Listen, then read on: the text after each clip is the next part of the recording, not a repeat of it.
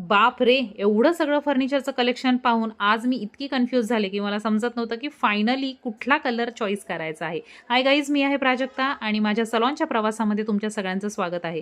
सलॉनमध्ये जे लागणारं फर्निचर आहे, फेशियल बेड असतील किंवा चेअर्स असतील, त्या सगळ्या फायनलाइज करायच्या होत्या आणि त्यासाठी आम्ही बरीचशी दुकानं फिरून आलो. त्यानंतर बरेचसे गोडाऊन बघितले. पुण्यात सुद्धा जाऊन आलो. खूप साऱ्या गर्दीमध्ये आज आम्ही फिरलो.